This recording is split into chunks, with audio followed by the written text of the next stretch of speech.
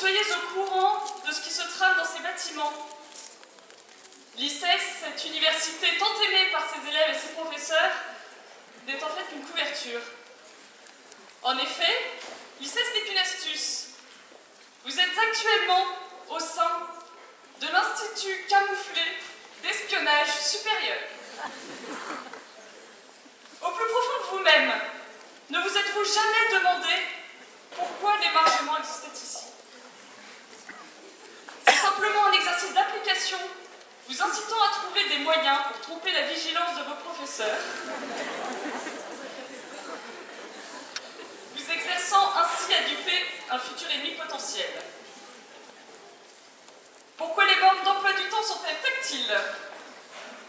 Pour que vos empreintes digitales soient mémorisées par le centre informatique.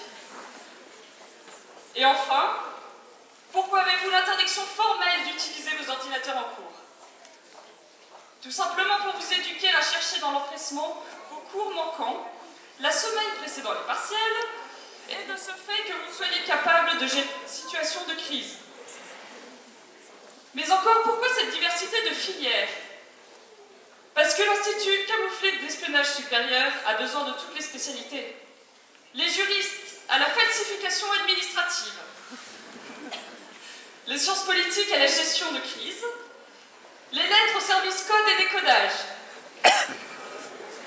les langues au service de traduction et d'interprète, les matheux à la maintenance,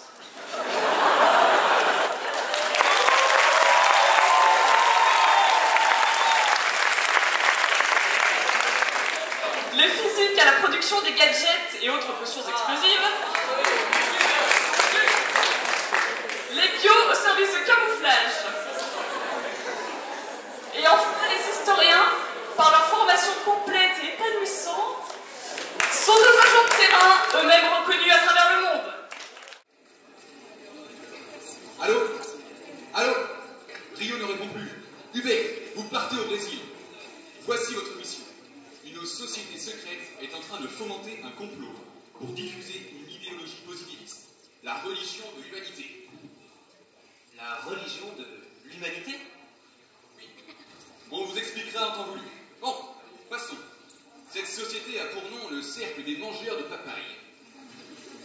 Ah bon? Ils sont devenus végétariens.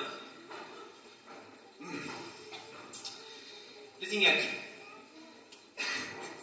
Savez-vous comment est-ce qu'on ramasse les papayes?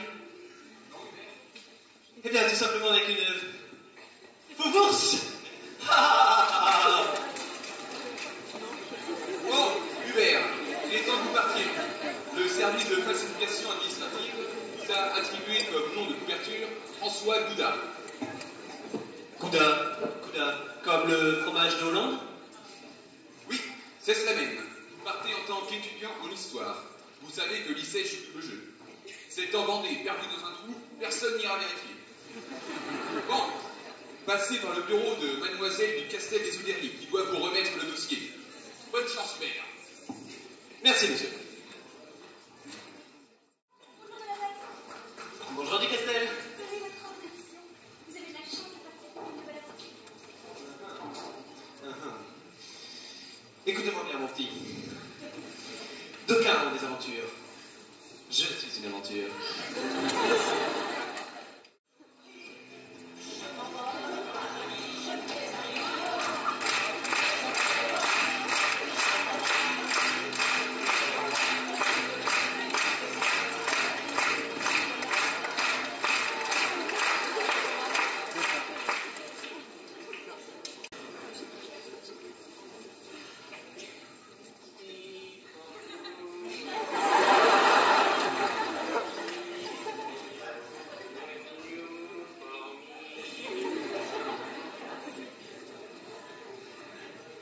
Savoir pour prévoir, prévoir pour pouvoir. Ah, elle est bien bonne celle-là. Curieux programme. Are you?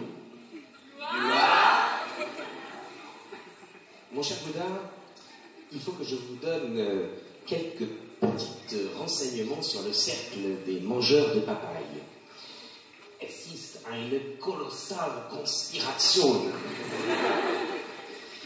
Il paraîtrait que ce sont des disciples d'Auguste Comte, un philosophe français du XIXe siècle, qui eut l'idée de créer la religion de l'humanité. Une société qui choisit la religion de l'homme qui se prend pour Dieu, plutôt que la religion de Dieu qui s'est fait homme, c'est la fête du slip. Ils se sont réfugiés au Brésil, État qui porte toujours la devise contienne ordem et progressio, ordre et progrès. Tout un programme. Mais avant de les pourchasser, de les persécuter, soyez conscients d'une chose, ces adeptes sont le produit de la société qui les a engendrés. Une société qui confond morale et pratique sociale bourgeoise. Comte a pu brillamment écrire que le libéralisme est la religion de l'individu, la rébellion de l'individu contre l'espèce. Quand on admet le libéralisme en économie, il n'y a aucune raison de le rejeter dans les mœurs ou la religion. Le libéralisme, mon cher Bouddha, c'est la religion pour tous. Bonne chance, Bouddha, et que la République laïque vous garde. Habile. Mesdames, Mesdemoiselles, Messieurs, nous venons d'atterrir à Rio de Janeiro. La température du sol est de 38 degrés et il est actuellement 15h15. La compagnie Air Expresso vous remercie et vous souhaite un agréable séjour. What else? Bonjour, je suis Carla Bruni. Monsieur le cinéma, connu de votre arrivée. Enchanté, mademoiselle. Seriez-vous pas chanteuse par hasard? Chanteuse? Non, c'est votre interprète. Je suis chargée de vous aider pendant votre mission. D'ailleurs, comme c'est votre vous appelez François, il va falloir que nous coopérions.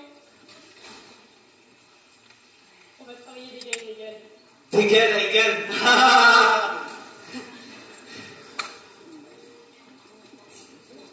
On en reparlera quand vous pourrez apporter quelque chose de nouveau. Attention!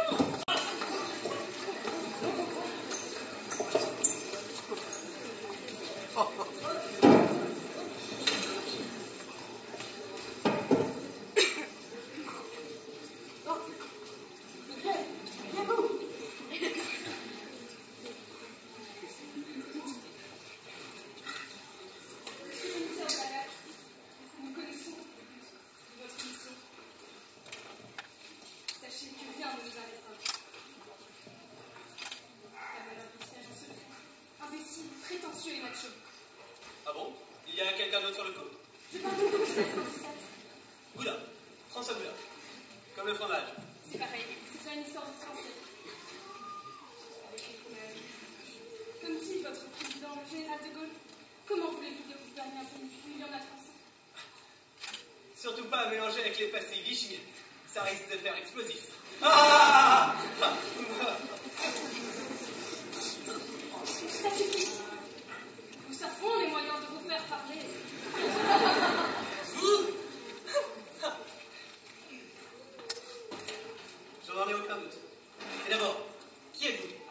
Je suis Papalina, la grande prêtresse de la religion pour tous. Femme au pouvoir. On aura tout vu. Et prêtresse, en plus. Et c'est ce que vous voulez. La victoire est proche. Dès demain, nous attendrons, tous les étudiants, grâce à des extraits de l'idéologie d'Auguste Comte. Imprimés sur quoi, monsieur 1617? Et manuel scolaire, je présume. Ah, nous sommes en 1967, 1717. Il s'agirait de changer. Il s'agirait de changer. Ce n'est plus avec un livre que l'on rassasie un étudiant, mais avec des pattes.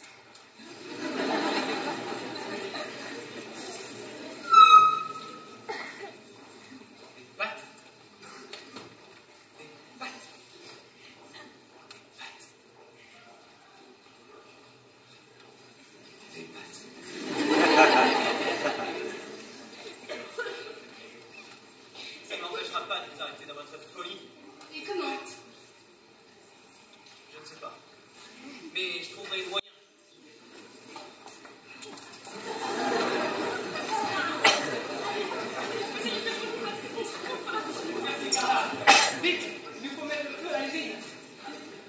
Ou je n'entendrai rien de ces étudiants de 68. Ah, mon cher Hubert, félicitations pour ce succès. Votre mission est une réussite. L'usine a été totalement anéantie. Malheureusement pour vous, vous n'aurez pas de répit. On vient de nous signaler un trafic d'armes entre la France et la Russie. Vous partez donc pour Moscou immédiatement, où un certain monsieur Kalachnikov est sous la tente.